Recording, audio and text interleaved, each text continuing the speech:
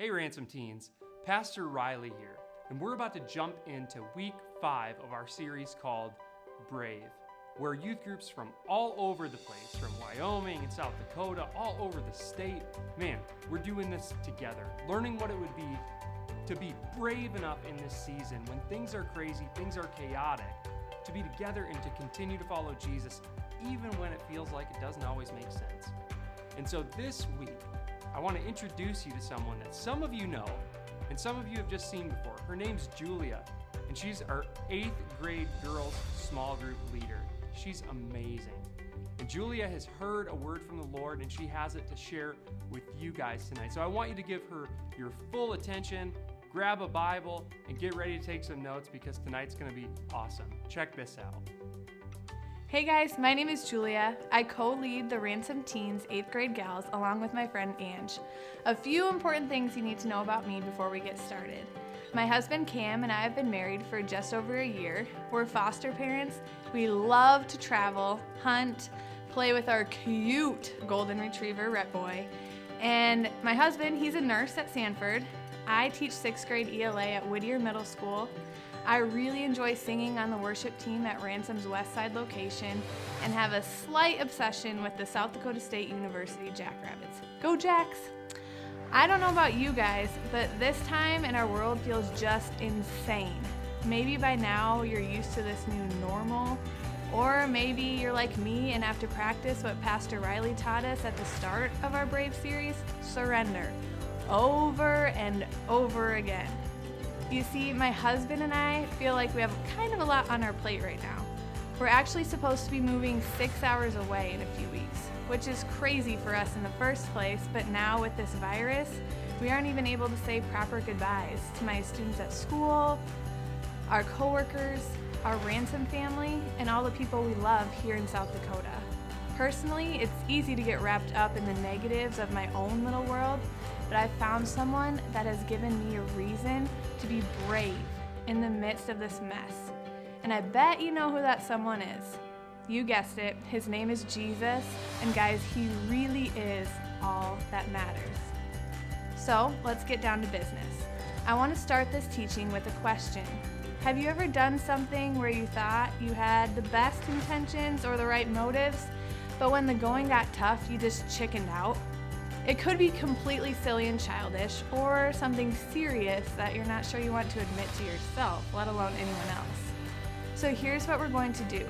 Let's take a moment to pause this video so you can tell someone around you about a time you maybe chickened out. Or maybe you're watching by yourself, and if so, just grab a pen and a paper or use the notes section in your phone to just journal about that time. Go ahead and pause the video here, and when you're ready, press play.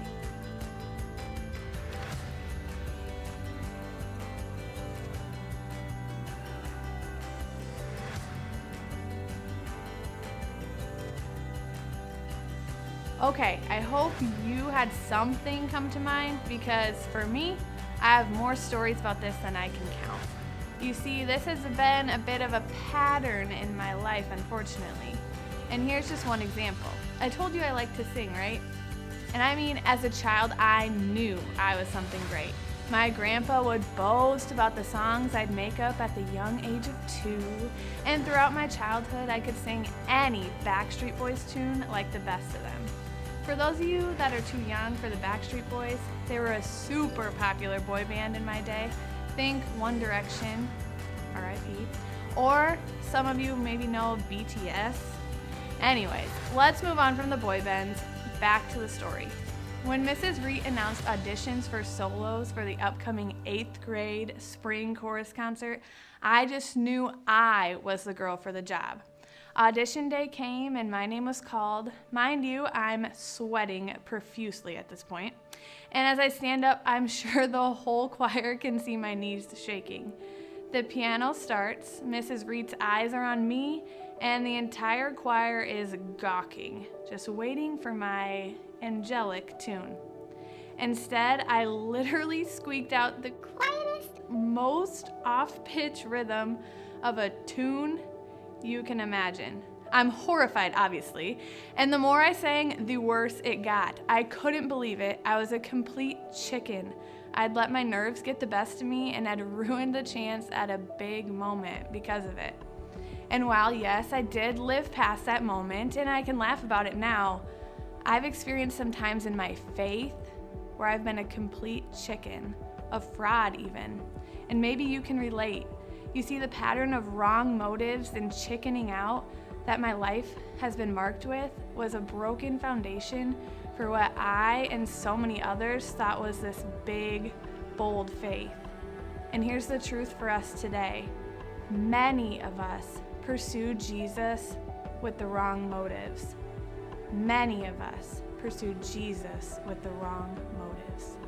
Some of us go to church because there's free food, or just to hang out with our friends. Maybe you're showing up to youth group trying to find a boyfriend or a girlfriend, or you're just at church because that's what you know is the right thing to do. And I can relate. I, probably like a lot of you, grew up in the church. I had parents, grandparents, cousins, aunts, uncles, you name it, that taught me about Jesus and made sure I was in church and Sunday school every week. And I loved it. Church was who I was. I was known for being that girl at school. I was nice to people. I stood up for the outcast in the name of my faith, or so it seemed to everyone else. But deep down, there was some missing connection between Jesus and me. I knew a lot about him. I prayed.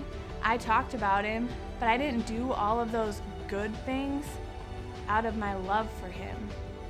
You see, I wanted my parents and family to be proud of me. I wanted my youth pastor to see how well I was listening to all of his sermons and applying them in my life. And while that seemingly worked for me for years, I look back now and see all of the times I chickened out and missed big moments for Jesus.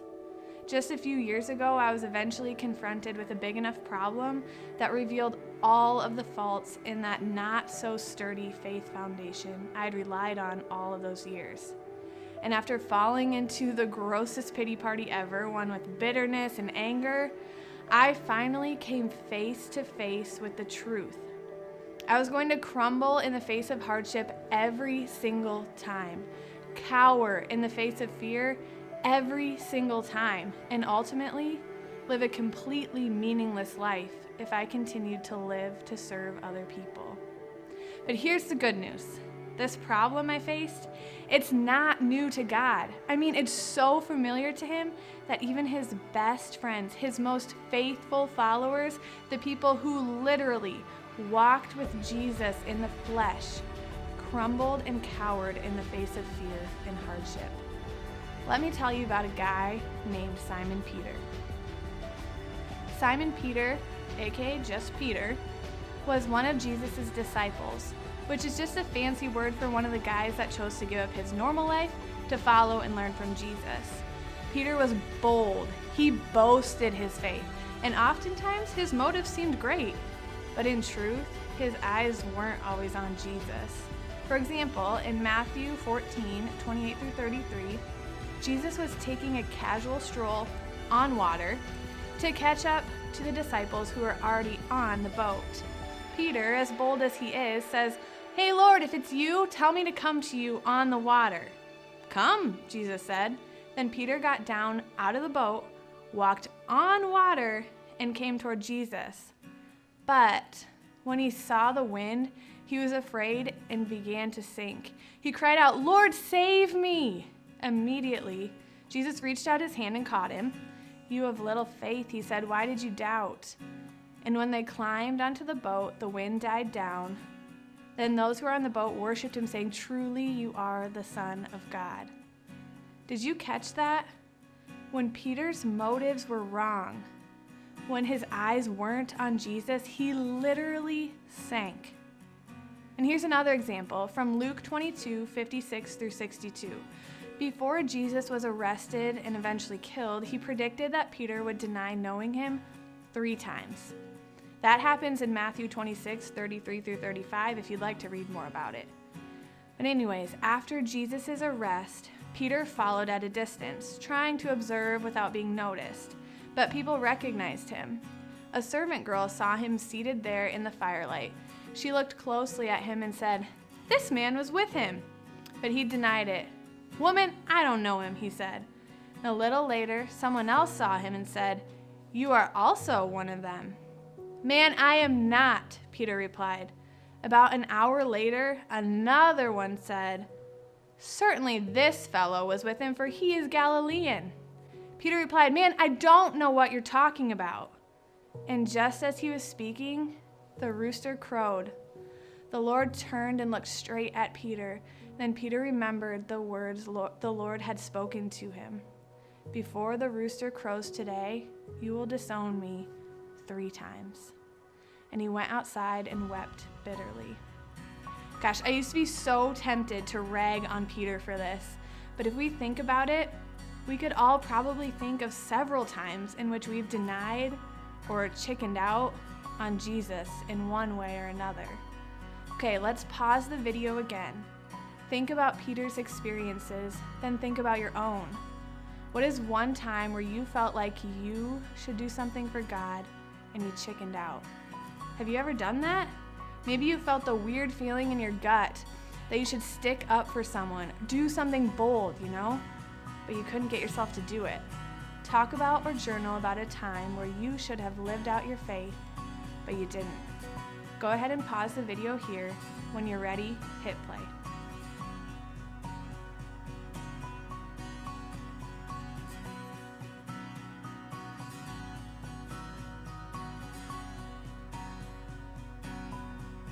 Later on, after realizing Jesus rose from the grave and seeing the man suddenly alive and well, Peter probably felt ashamed and embarrassed, knowing he disowned his own best friend, his Savior. But here's the crazy, amazing part, and it happens in John 21:15-17. Following the resurrection, in one of his appearances, Jesus specifically speaks to Peter. When they had finished eating, Jesus said to Simon Peter, "Simon, son of John, do you love me more than these?" "Yes, Lord," he said, "you know I love you." Jesus said, "Feed my lambs." Again, Jesus said, "Simon, son of John, do you love me?" He answered, "Yes, Lord, you know that I love you." Jesus said, "Take care of my sheep." The third time he said to him, "Simon, son of John, do you love me?" Peter was hurt. Jesus had asked him this a third time. "Do you love me?" He said, "Lord, you know all things. You know that I love you." Jesus said, "Feed my sheep." Obviously, Jesus is not telling Peter to go be a literal shepherd and wander around with sheep all day. But in this moment, as Jesus repeats himself 3 times, he's forgiving each of Peter's 3 denials. And in place of that shame and embarrassment, Jesus is giving him the responsibility of shepherding or caring for his followers. Jesus forgave Peter. Jesus made Peter new again. And Jesus sent him to go tell people all of the good news.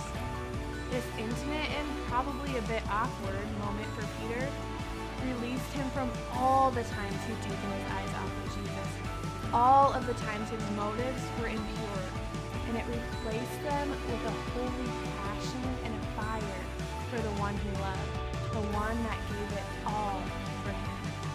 That passion, that love, led Peter to start the Christian church and lead thousands of people to Christ. That's what knowing Jesus does. And you can read more about Peter on your own to see that this bravery of his didn't make life easy. Peter eventually died a horrible death because he ran around proclaiming his love for Jesus. But those hard times and awful situations didn't mean anything anymore. They didn't shift his focus or make him chicken out. What mattered to Peter was that he knew Jesus. He had experienced the love and forgiveness of Jesus, and that was the only thing that mattered. I, kind of like Peter, had to go through something pretty yucky for me to realize. But when I started getting to know Jesus, like really knowing him, I realized that this huge, intimidating, and earth-shaking God I'd learned about my whole life was also the most tender, forgiving, and gracious friend I could ever ask for. I learned that the whole Bible, even those crazy Old Testament times when people were sacrificing animals and splitting the seas, was just one big, giant story to tell me about a God who loved me so deeply that he would take on this messy, sinful world and willingly be beaten and hung on a cross to die the most painful death just to get to be with me. And now that I know that kind of love, that is what makes me brave. That is what gives me courage to step out in faith, even when it's scary, and to stand firm even when life gets hard, and to ultimately testify with boldness of this great love that found me. So here's the thing, guys. You can listen to all the right sermons. You can know all of the best worship songs. You can even follow all of the so-called Christian rules. But I promise you, you will come up empty every single time unless Jesus is the reason behind all of those things. He is the point. He is the purpose. He is everything. And please don't get me wrong, this is not a call to perfection by any means. If you're listening and thinking, oh shoot, I've missed the boat, I haven't followed him with perfect intentions, join the club. You see, the best part of Peter's story is that when Jesus gives him a second chance out of his great love for Peter, Peter's motives become more pure. His focus gets right. And best of all, the actual Christian church starts and it grows like crazy. And what if you took the chance today to have a second chance, to get your focus back on Jesus, to dive in and experience the great love he has for you? Imagine all of the brave things he would give you strength for. I bet the church would grow like crazy. So now what? Some of you are watching and thinking, wow, that message kind of stings. Don't ignore that feeling. Be brave enough to experience it and then take it right to Jesus. Take time to seriously reflect and ask him to show you the areas you, like me, like Peter, have been sinking from wrong motives. He will be gentle and kind, forgiving you and giving you in exchange for your sincere apology, a new beginning and new bravery to live for him. Others of you may feel like you're on fire for Jesus and have a laser-like focus on him. I encourage you to testify about that like Pastor Sean asked us to do a few weeks ago.